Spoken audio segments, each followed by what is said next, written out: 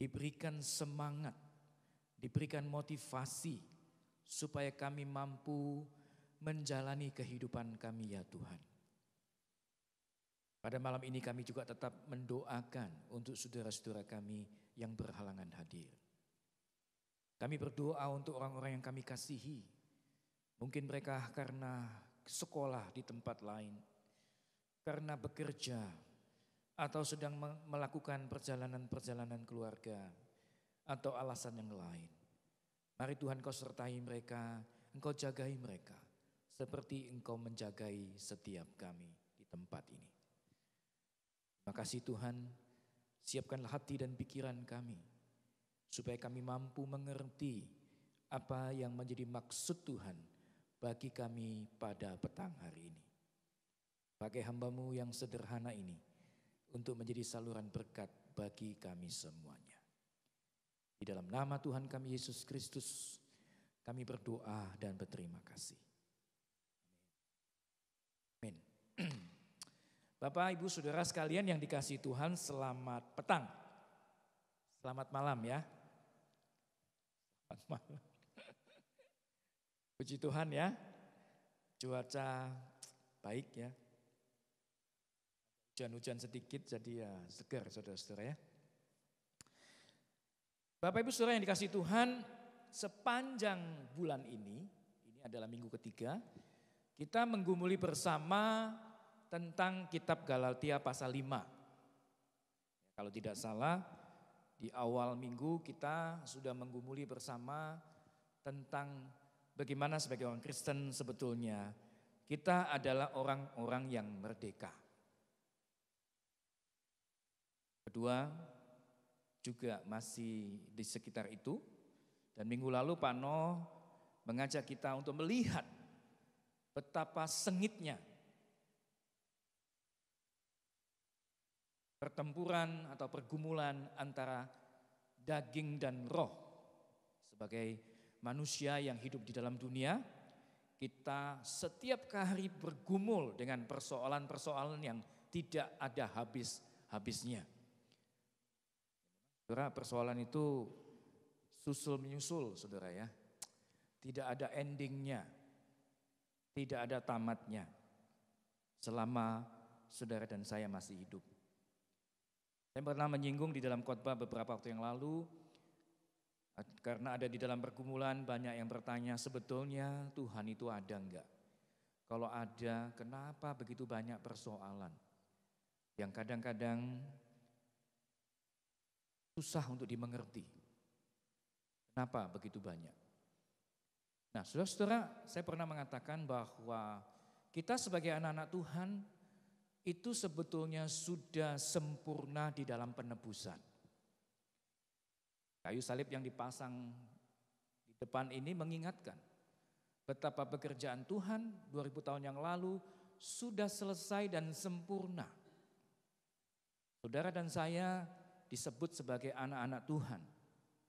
Sudah sempurna.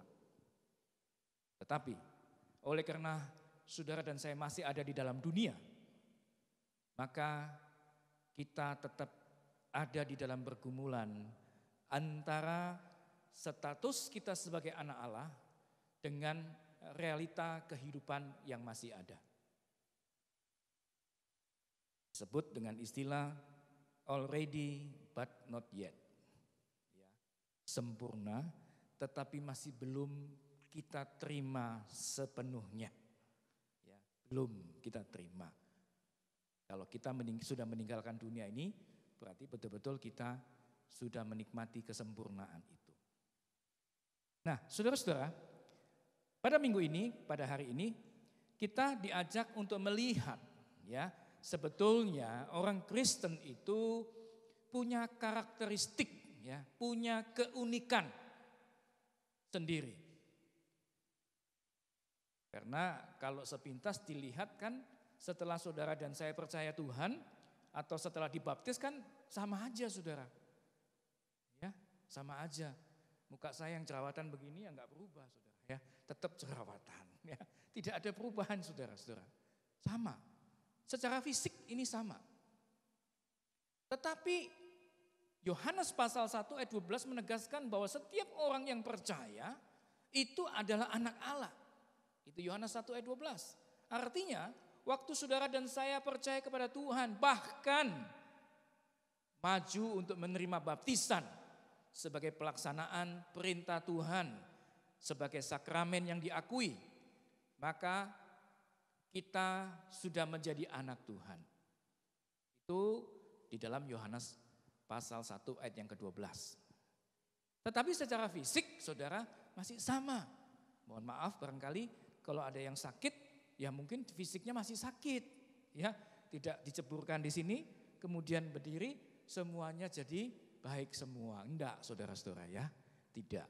Tetapi status itu jelas sudah berbeda. Kenapa saudara? Karena memang kita akan meninggalkan tubuh kita yang fana ini. Kita tidak selamanya menggunakan kemah, istilah Paulus. Setelah kemah ini, setelah rumah ini, setelah tenda yang kita miliki ini dipakai bertahun-tahun. Alkitab mengatakan umur tenda itu biasanya 80 paling banyak. Maka tenda itu menjadi koyak. Tenda itu menjadi tidak sanggup lagi untuk melindungi saudara dan saya. Nah, pada saat itulah saudara kita harus meninggalkannya. Karena kita harus mengenahkan tubuh yang baru untuk masuk dan hidup bersama dengan Tuhan. Nah saudara seperti itu. Tetapi semasa saudara dan saya hidup di dalam dunia, maka kita tidak berbeda dengan fisik orang-orang yang lain. Tapi sekali lagi dikatakan bahwa sebetulnya orang percaya itu punya keunikan. Punya keunikan yang berbeda satu dengan yang lain. Mari coba kita baca yang disebut dengan buah-buah roh itu. Di dalam Galatia pasal 5 ayat 22 dan 23 demikian firman Tuhan. Tetapi buah roh ialah kasih, sukacita, damai sejahtera, kesabaran, kemurahan, kebaikan, kesetiaan, kelemah lembutan, penguasaan diri. Tidak ada hukum yang menentang hal-hal itu. Demikian firman Tuhan. Saudara, ada 9 buah roh yang dituliskan di sini. Ada 9 keunikan, karakteristik sebagai orang percaya yang kita seharusnya miliki. Tetapi persoalannya saudara, ini adalah disebut buah roh. Apa maksudnya saudara? Seperti khotbah tadi, saudara, saya ingin bercerita juga. Saudara, saya ini penggemar cabai, saudara. Ya. Kalau kelas berat sih enggak ya. Tapi kalau makan cabai 10-12 biji masih oke lah, enggak terlalu terganggu. Ya. Penggemar cabai, saudara. Sejak kecil, saudara. Sejak kecil. Saya itu dulu kecil itu kalau sarapan suka pakai tempe, saudara ya. Mungkin agak kurang familiar ya, kurang biasa. Tapi saya suka tempe, saudara. Apalagi di Jawa itu ada namanya tempe kapuk, saudara. Tempe itu bertumpuk, terus tengahnya itu seperti ada kaput-kaputnya gitu, saudara. Aduh itu enak sekali, saudara ya. Tempe kapuk namanya, ya. Jadi setiap hari saya makan itu, pakai cabai, saudara. Sampai saya menikah tahun 91, saya juga masih suka waktu di Makassar. Sama ibu, saya biasa minta dibuatkan itu. Ternyata makan tempe itu bisa membuat darah tinggi, saudara-saudara ya. Satu kali ibu mengatakan, "Nak bosan ya makan tempe terus ya?" Oh ternyata bisa darah tinggi, saudara-saudara ya. Bosan, tapi saya nggak bisa bosan. Saya memang suka makan yang ada cabenya, saudara-saudara. Nah pindah ke Pekanbaru persoalan, saudara. Karena cabai di sini ternyata agak beda dengan cabai yang biasa saya makan. Cabainya di sini agak kecil atau hijau, saudara. Kalau di Jawa itu agak merah-merah dan agak tanggung begitu. Jadi kadang-kadang ya kalau enggak ada ya sudah, ya. Tapi kalau pas ke Jawa, kepikir saya pasti beli, bawa pulang, ya. Kalau ingat ada teman-teman yang ke Jawa, saya titip juga ya. Titip untuk beli. Tapi saudara jangan bawa cabai ya, nanti kalau ke Jawa ya, nanti kebanyakan ya.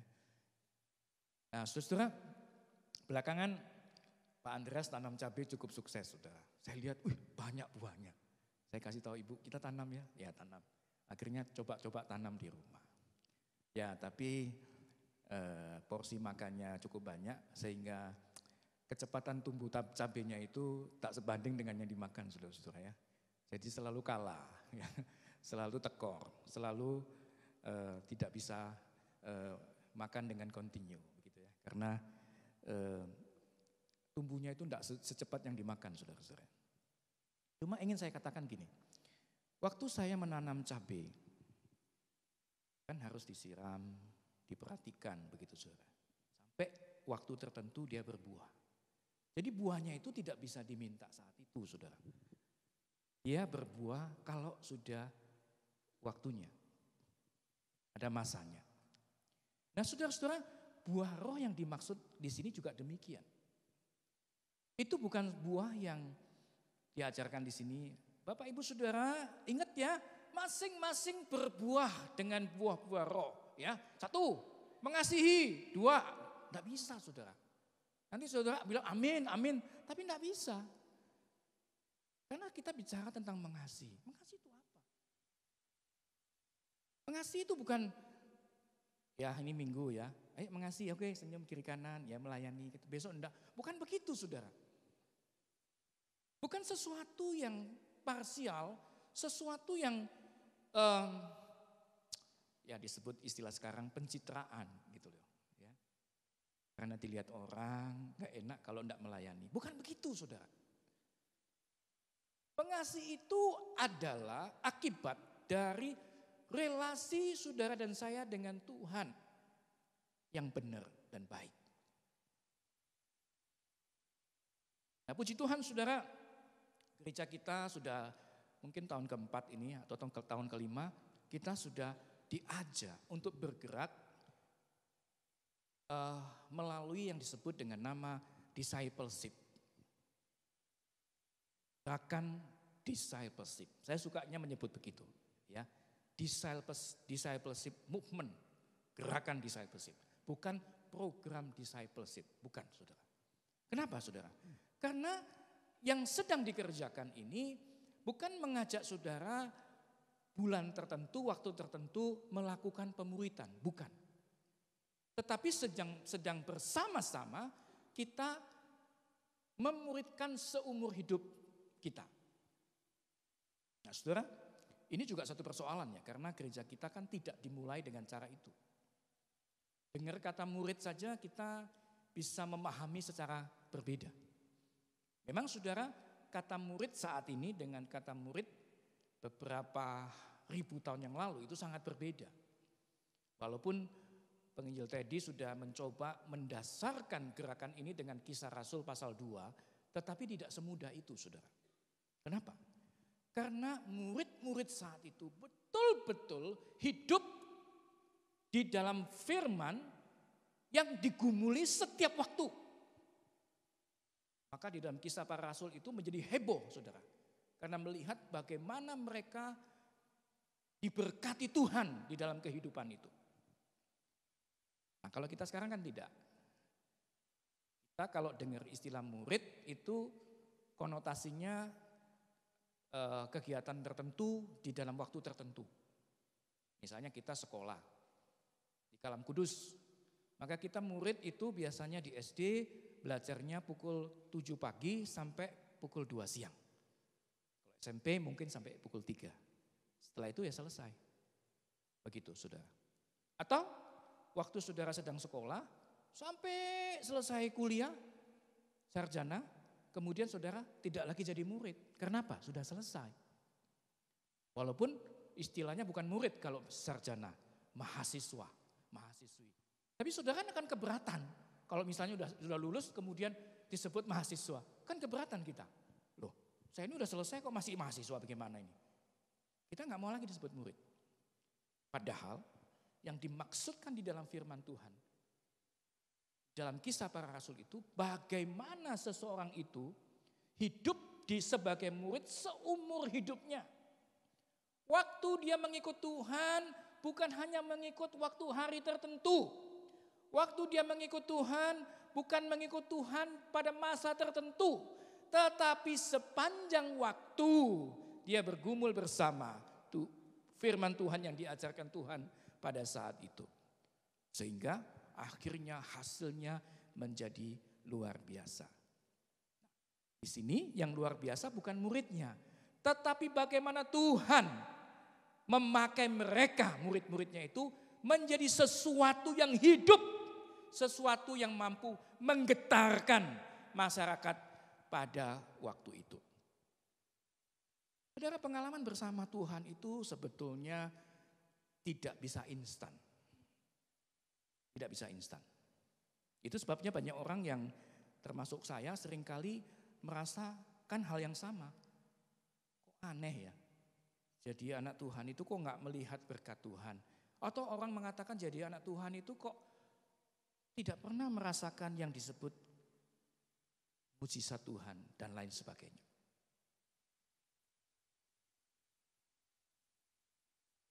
Beberapa waktu yang lalu, waktu sebelum tanggal 4 November, saudara, saya juga dakdikduk saudara ya. Isu lumayan santer saudara, jadi menakutkan gitu ya. Saya juga ikut tertekan juga ya waktu itu. Saya merasa begini loh, kok seseorang itu ikut Tuhan begitu rupa, hidupnya begitu baik, kok bisa ya jadi sulit begini ya begitu. Ada satu perasaan yang tidak bisa terima. Jadi merasa kok jadi begini ya begitu. Waktu itu saudara. Pas kemudian ada tanggal 2 Pak Bambang, ketua sinode kita, mampir ke Pekanbaru karena ada urusan yang harus diselesaikan. Jadi beliau mampir 1 malam. Terus cerita, besok orang Jakarta pergi semua, penuh pesawat. Oh ya, kenapa? Iya kan tanggal 4 lusanya. Oh iya ya. Wah, susah juga ya gitu ya. Tambah kepikiran saudara saya, gimana ini ya begitu. Di dalam pergumulan-pergumulan itu saudara, saya Kamis itu jadinya agak malam tidurnya saudara. Saya biasanya tidak tahan kalau sudah jam 9 saudara, biasanya saya sudah tidur. Saudara telepon saya jam 9 lebih, saya sudah berangkat saudara. Ya, sudah tidur, karena pagi-pagi biasanya saya bangun pagi. Malam itu saya nggak bisa tidur sampai agak malam. Tiba-tiba Tuhan tuh memberikan insight, ya sepertinya begitu, mengingatkan saya. Insight-nya tuh lucu saudara. Kamu ingat tak Cinderella? Cinderella ya, oh iya ya. Saudara tahu ya film Cinderella ya? Film lama begitu ya. Saya ingat-ingat apa ya maksud diingatkan itu ya. Terus tiba-tiba saya mulai ingat gitu cerita itu ya. Cinderella itu biasanya ceritanya itu tentang seorang anak gadis ya yang tinggal sendiri begitu ya. Mamanya sudah meninggal, kemudian biasanya sih ya itu kurang lebih lah. Terus papanya dia menikah lagi ya, kemudian anak ini ada jadi anak tiri lah gitu ya. Terus kemudian kadang-kadang ditambah lagi dia punya saudara tiri begitu ya. Nah padahal cerita sebetulnya kan mama tiri kan tidak selalu begitu ya, banyak yang baik gitu ya. Saudara tiri juga banyak yang baik. Tapi cerita itu biasanya begitu. Nah kemudian anak remaja perempuan ini hidupnya susah ya karena diperlakukan sebagai pembantu lah dan lain sebagainya. Tempat tinggalnya mungkin dikasih di gudang lah dan gitu loh. Jadi dia diperlakukan dengan tidak adil saudara-saudara. Nah saudara, ya kita tahu semua bahwa cerita Cinderella itu apa? Ujungnya biasanya remaja ini akan jadi besar dan kemudian dia akan ketemu sang pangeran, saudara-saudara ya. Kan itu cerita zaman dulu saudara ya. Sang pangerannya ganteng ya, nah, gitu. Kemudian menikah dan akhirnya bahagia saudara gitu loh ya. Ceritanya kan begitu. Jadi saya pikir-pikir apa maksudnya Tuhan ingatkan cerita itu.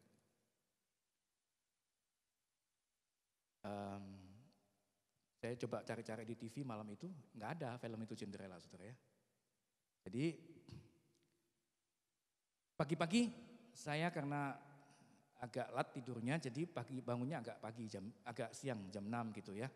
Setelah baca Alkitab, saya buka TV sudah sebentar ya sebelum ke kantor. Saya ke kantor 6:30 saudara. Saya buka TV, main Cinderella saudara. Pagi-pagi itu. Ya saya lihat sebentar karena sudah mau terakhir kan. Nah saudara saya diingatkan begini. Cinderella itu mungkin cerita yang fiksi ya. Imajinatif. Bukan cerita beneran gitu ya. Cerita tentang orang yang baik. Kemudian hidupnya itu menjadi beruntung. Dia menikah dengan pangeran dan lepas dari penderitaan. Saya ditegur gitu loh oleh Tuhan seperti ini. Kamu lihat toh, manusia aja bisa punya cerita, mengimajinasi seperti itu. Masa saya, Tuhan yang hidup, ya, Tuhan yang sudah mati dan bangkit, yang menang atas segalanya, tidak memberi engkau keberuntungan dalam tanda petik. Masa Tuhan itu tidak mampu memberikan perlindungan yang dibutuhkan? Wah, saya tertegur sekali, saudara. Saya bersyukur untuk hal itu, saya berdoa, berterima kasih untuk insight yang seperti itu. Kita tahu tanggal 4 itu jalan dengan baik, walaupun sedikit ujungnya agak ribut, tetapi bisa lewat dengan baik. Walaupun itu belum selesai, saudara. Tetapi, saudara kita melihat bahwa sebetulnya kehadiran Tuhan di dalam kehidupan kita itu begitu nyata. Tuhan itu bukan Tuhan yang sedang duduk jauh di sana, tetapi Tuhan itu adalah Tuhan yang Immanuel, yang hadir di dalam kehidupan saudara dan saya.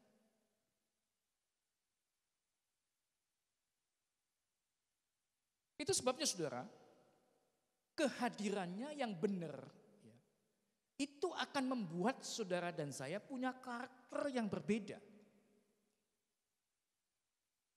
Jadi, kehadiran dia yang benar itu akan membuat saudara dan saya punya ciri khas yang berbeda. Alkitab mengatakan itu buah-buah roh.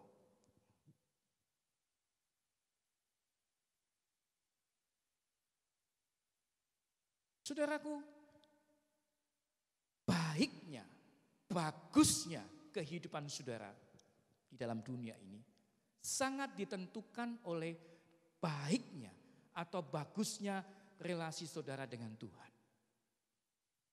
Saya bukan orang yang pintar bahasa Mandarin, tapi ada yang ngirim saya bagaimana tulisan Mandarin Tuhan itu sama dengan tulisan Mandarin cinta, love. Tulisan Mandarin Tuhan itu adalah kata yang menghadap ke atas, kemudian kalau dia diputar setengah begini, maka dia menjadi love, menjadi kasih. Luar biasa, saudara. Kita tidak usah ngomong atau tahu makna kasih kalau saudara dan saya tidak mau membuat relasimu dengan Tuhan baik, saudara. Tak usah ngomong. Tak sanggup, saudara. Itu sebabnya selalu di dalam persiapan pernikahan misalnya saya mengatakan, jaga relasimu dengan Tuhan dengan baik. Itu saja. Pernikahan itu sebuah perjalanan yang panjang. Begitu banyak hal bisa terjadi. Kita tidak akan sanggup. Kalau kita tidak ada komitmen, sama-sama datang kepada Tuhan, minta kemurahan Tuhan memelihara kehidupan kita. Saya ngomong saudara, pernikahanmu itu akan segera berakhir. Tidak akan tahan. Orang seringkali merasa, oh nikah itu perlu duit banyak. Hati-hati saudara. Hari ini saya bisa cerita banyak orang yang duitnya banyak, entah bagaimana pernikahannya. Satu-satunya perekatmu adalah pada saat kita datang sama-sama kepada Tuhan. Membuat kita bisa mengasihi. Betapa pentingnya hal itu, saudara. Itu sebabnya saudara, cross itu gerakan di gereja kita itu sangat mendasar sekali. Itu yang akan memompa saudara, memotivasi saudara, mendorong saudara untuk melakukan sesuatu. Bukan bagi gereja Kalam Kudus. Bukan bagi pendeta Kalam Kudus, bagi Tuhan untuk hidup saudara sendiri. 50 tahun gereja ini ada, ini bukan kebetulan, saudara. Siapa yang pelihara gereja ini?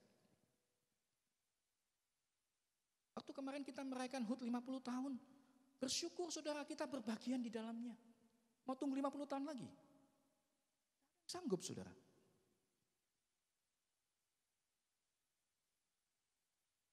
Gereja kita masuk fase yang begitu penting. Bukan programnya hebat, tetapi mengajak saudara dan saya untuk punya relasi dengan Tuhan secara pribadi. Saya sebenarnya punya kerinduan yang sangat besar adalah setiap kita itu punya firman yang kita hidupi sehari-hari. Ingin sekali. Beberapa hari yang lalu saya ke Surabaya, saudara. Kemudian hari Minggu itu saya mampir ke toko buku. Toko buku ini toko buku lama sekali. Toko buku Immanuel di Surabaya. Lama sekali. Ya kalau lama ya biasalah saudara. Kalau toko buku Kristen biasanya kurang menarik saudara ya. Tidak seperti Gramedia, ya, Trimedia, itu keren, saudara. Toko buku Kristen biasanya, aduh, ya, memang agak kurang menarik, saudara, ya, karena kurang komersial. Jadi saya ke situ karena ada waktu, di dekat situ saya masuk, lihat-lihat buku sebentar, memang ketinggalan, saudara. Online book sekarang mungkin lebih bagus, ya, lebih banyak. Jadi saya putar-putar, akhirnya saya beli sesuatu, saudara, beli bel. Karena saya ingat di SMA Kalam Kudus itu belnya itu entah bekas besi apa. Mungkin tadi tahu enggak itu bekas besi apa itu? Bekas besi ban atau apa itu?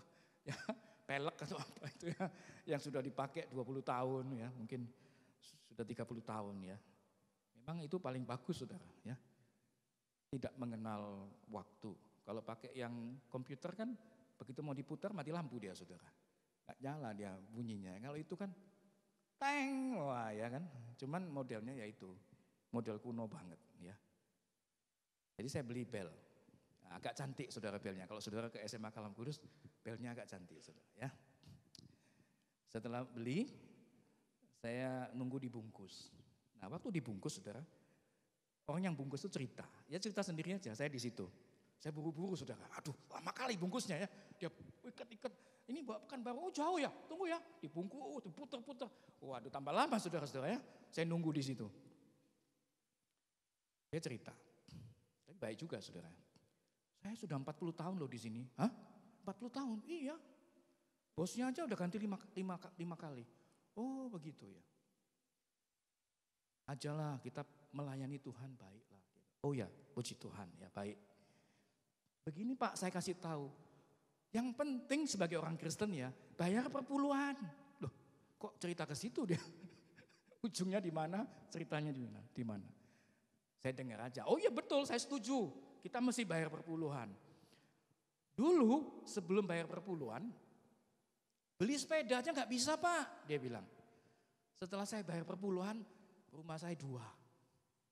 Saya bisa beli motor 3. Wah betul, hebat. Puji Tuhan ya. Saudara, setelah saya keluar saya pikir-pikir. Ajaib ya Tuhan itu ya. Saya seperti, kadang-kadang jadi orang Kristen yang luar biasa sulitnya percaya firman Tuhan. Saudara, hidup kita itu, kalau saudara yakini, itu betul-betul hidup oleh karena firman. Yesaya 55 dikatakan apa? Firmanku yang keluar dari mulutku, dia tidak akan kembali. Dia akan turun ke dunia seperti hujan yang membasahi bumi. Yang akan membuat bumi itu subur, menumbuhkan pohon dan sebagainya. Yesaya 55. Tapi kadang-kadang kita merasa membaca Alkitab itu seperti membaca sesuatu yang seperti yang lain. Oh, ada cerita Musa ya, persis kayak cerita itu. Oh, ini ada ceritanya, oh kayak itu. Kita tidak bisa membayangkan luar biasanya firman Tuhan itu. Saudara, saya harus mengakui, kalau saudara dan saya mau bertumbuh, mau jadi orang Kristen yang benar, saudara cukup baca Alkitab, amini, saudara lakukan. Saudara, kita akan melihat betapa Tuhan itu luar biasa ajaibnya. Kita nikmati. Orang pendeta senior mengatakan, tidak ada cara lain kok. Mau menikmati berkat Tuhan, baca Alkitab, merenungkan, lakukan. Berkatnya kita akan terima. Kita bicara tentang kuasa Tuhan yang hadir di dalam firman itu sendiri. Sebabnya saudara, saya rindu kita itu pegang satu ayat, kita hidupi dia. Saya pegang Roma 12:18. Sedapat-dapatnya kalau hal itu bergantung kepada kamu, hiduplah berdamai dengan orang lain. Saya pegang itu saudara. Kalau itu karena saya akan berdamai dengan dia. Berapapun saya akan bayar, saya akan berdamai sama dia. Apa ayat yang saudara mau pegang? Gak usah hafal semua. Kebenaran itu waktu saudara amini, saudara hidupi setiap hari. Saudara ingat, saudara kerjakan itu. Saudara, Tuhan sungguh akan hadir di dalam kehidupan saudara. Maka sekarang saya ikut gerakan di gereja ini. Setiap hari saudara baca Alkitab, renungkan hari ini Tuhan bicara apa. Tidak usah mumet-mumet saudara, tidak usah ruwet-ruwet. Baca renungan itu. Baca ayatnya, baca renungannya. Bicara apa Tuhan hari ini sama saya. Amini, lakukan saudara. Matius 6 ayat 33 mengatakan, carilah dahulu kerajaan Allah dan kebenarannya, maka semuanya akan ditambahkan kepada. Kalau saudara dan saya sudah melakukan kewajiban kita, mendahulukan Tuhan, memikirkan dia, merenungkan dia, menemukan kebenaran hari itu, mengamininya saudara, sisa hari selanjutnya, sisa waktu selanjutnya, Tuhan akan hadir di dalam kehidupan saudara. Saya sudah membuktikan bagaimana begitu banyaknya kebetulan di dalam kehidupan saya. Saudara tahu? Banyak kebetulan. Tetapi itu adalah wujud kehadiran Tuhan yang sesungguhnya. Persoalan masih sama. Masalah masih banyak. Tetapi Tuhan hadir di sana. Dan saudara tahu, kalau dia sudah di situ, apa yang tidak bisa diselesaikan oleh Tuhan, Sang Pencipta langit dan bumi. Sehingga saudaraku, karakteristik buah ini, itu akan muncul dengan sendirinya. Tidak usah apa ya artinya ya?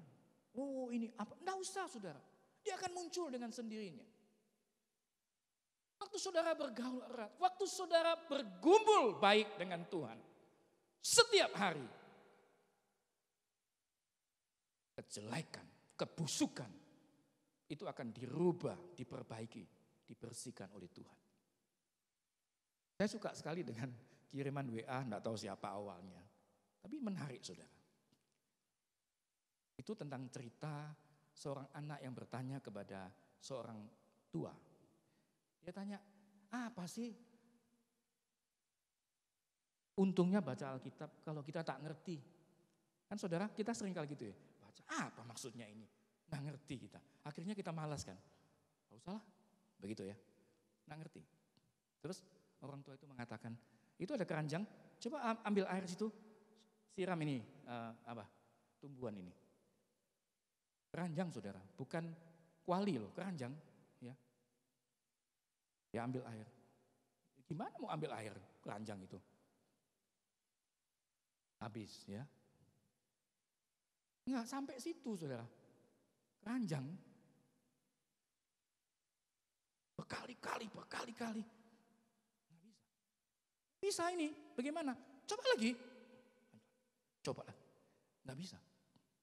Akhirnya menyerah. Nggak bisa. Baik. Sekarang kamu lihat keranjangnya. Apa? Bersih, saudara-saudara. Luar biasa. Air itu bukan ke tempat itu, tapi air itu membersihkan wadahnya. Saudara, ilustrasi ini mengingatkan saya. Kadang kita tidak mengerti apa yang kita baca. Ya memang begitu, saudara. Kita ini manusia ciptaan Tuhan, ciptaan kita ini. Berdosa lagi. Bagaimana kita bisa memahami kebenaran Allah, Sang Pencipta kita? Kita nggak akan sanggup. Maka ada bagian-bagian yang kita mengerti, ada bagian-bagian yang mungkin ketemu Tuhan baru tanya. Itu pun kalau dijawab sama dia. Tetapi waktu saudara dan saya membaca, menggumulinya saudara. Maka itu akan membersihkan pikiran saudara, membersihkan hati saudara, memurnikan motivasi saudara. Itu firman Tuhan. Karena dia adalah firman yang hidup, firman kebenaran. Mana dengan saudara? Waktu kita membaca, bukan sekedar membaca. Kita melihat renungan, kita doakan, Tuhan apa yang Engkau bicarakan hari ini? Dapat apa saya? Setiap hari. Saudara, maka Tuhan itu akan muncul di dalam kehidupan saudara. Kita akan melihat semuanya secara berbeda. Kalau tidak, kita bisa salah jalan saudara. Kalau tidak ada orang yang sebagian melihat uang itu begitu penting, dia kejar duit itu. Bagian orang yang melihat kepintaran itu begitu penting, dia kejar kepintaran itu. Pada semuanya itu tidak ada. Tidak ada sesuatu yang akan menolong saudara suatu hari.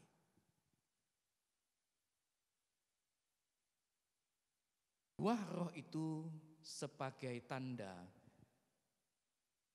otentik hadirnya Tuhan di dalam kehidupan saudara dan saya. Mungkin 99 ini tidak dipunyai satu orang, saudara. Ada orang yang sudah diberikan anugerah sabar. Ada orang yang mungkin belajar mengasihi. Karena ini PR-nya luar biasa sulit, saudara. Menguasai diri. Bagaimana menghadapi situasi yang begitu rumit, kita tetap percaya Tuhan hadir di sana. Itu PR-nya tidak habis-habis, saudara.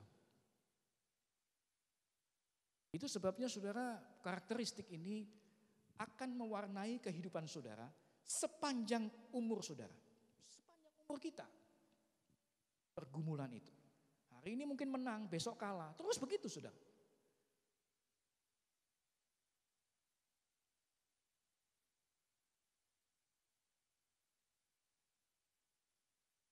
Bapak Ibu saudara yang dikasihi Tuhan. Sekali lagi perlunya kita memelihara relasi kita dengan Tuhan. Supaya keunikan itu nampak di dalam kehidupan kita. Jadi orang Kristen yang benar, baik, diberkati Tuhan itu paling baik saudara. Kenapa? Kita tidak usah bersaksi setengah mati pada orang lain.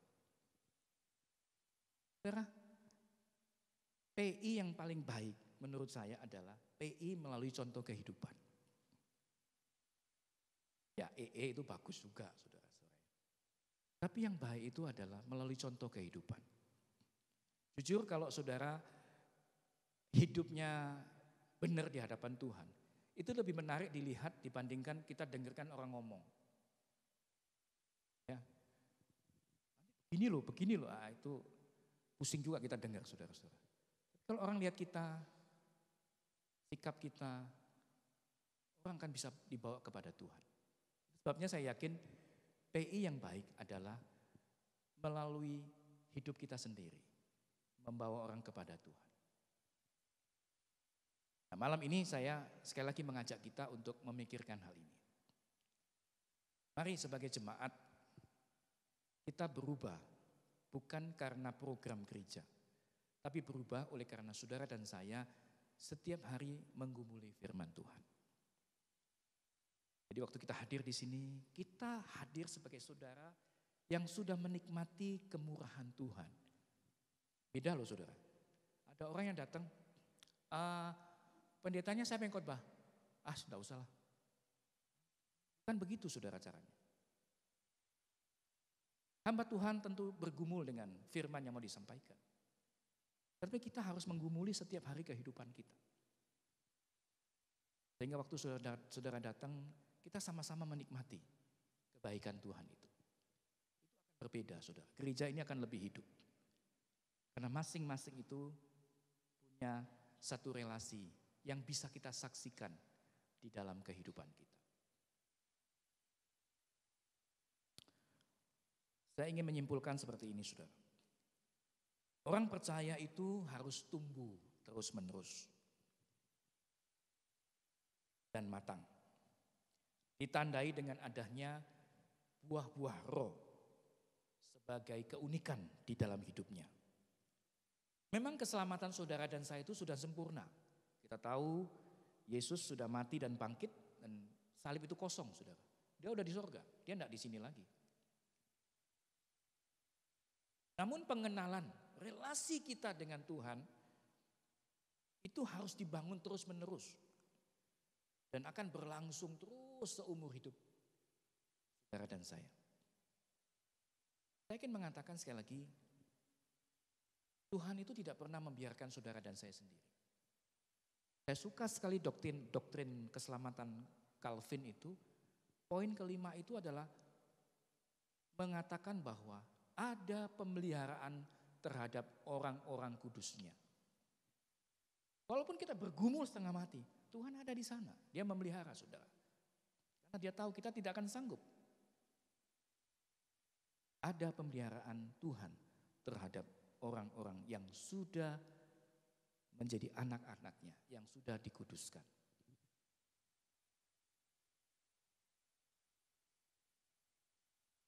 Walaupun di dalam kehidupan kita masih banyak bergumul, tetapi kita yakini bahwa ujung pergumulan itu Tuhan menanti saudara dan saya. Ingat saudara, dia adalah Alfa dan Omega yang tidak berawal dan tidak berakhir. Saudara dan saya ada awal, ada akhir saudara. Dia menjaga kita, menunggu kita semuanya. Berbuah bukan oleh karena hebatnya kita, tetapi semata karena saudara dan saya ada di dalam Kristus. Buah itu kalau ada, sebetulnya Tuhan ingin menyalurkan melalui kita kepada orang lain. Karena kita tidak sanggup untuk berbuah, saudara. Persis dikatakan di dalam Yohanes pasal 15 ayat 4 dan 5. Tinggallah di dalam aku dan aku di dalam kamu. Sama seperti ranting tidak dapat berbuah dari dirinya sendiri kalau ia tidak tinggal pada pokok anggur. Demikian juga kamu tidak berbuah jikalau kamu tidak tinggal di dalam aku. Akulah pokok anggur dan kamulah ranting-rantingnya. Barang siapa tinggal di dalam aku dan aku di dalam dia, ia berbuah banyak, sebab di luar aku kamu tidak berbuah apa-apa. Mari kita berdoa bersama. Bapa kami yang ada di surga, kami bersyukur kepadamu. Kami berterima kasih oleh karena kasih-Mu yang begitu besar kepada setiap kami. Bahkan hari ini kami disebut sebagai anak-anak Allah. Oleh karena Engkau sendiri yang mengadopsi, mengangkat kami sebagai anak-anak Allah. Ampuni kami di dalam respon status ini seringkali tidak sesuai dengan maksud Tuhan. Oleh karena itu pada malam ini kami mohon belas kasihan Tuhan. Bantulah setiap kami. Topanglah setiap kami. Supaya jangan karena kelemahan dan kekurangan kami, nama Tuhan tidak dipermuliakan. Terima kasih Tuhan. Kalau pada malam ini banyak di antara kami yang hadir sedang bergumul. Mungkin oleh karena pekerjaan, oleh karena ekonomi, oleh karena keluarga. Tuhan, mari Engkau melawat kami satu demi satu. Jangan biarkan kami tinggalkan tempat ini tanpa ada keringanan dari Tuhan atas persoalan kami. Terima kasih Tuhan, kami bersyukur Engkau begitu baik. Kami bersyukur Engkau begitu mengasihi kami. Kami menyerahkan setiap jemaat-Mu di tempat ini ke dalam tangan. Biarlah mulai malam ini kami boleh menjaga relasi kami dengan Tuhan setiap harinya. Kami mulai bersama dengan Tuhan. Kami yakin Engkau akan hadir sepenuhnya di dalam seluruh hari-hari kami. Terima kasih Tuhan. Bantulah kami, ingatkanlah kami senantiasa. Berdoa dan mohon semua ini di dalam nama Tuhan kami Yesus Kristus.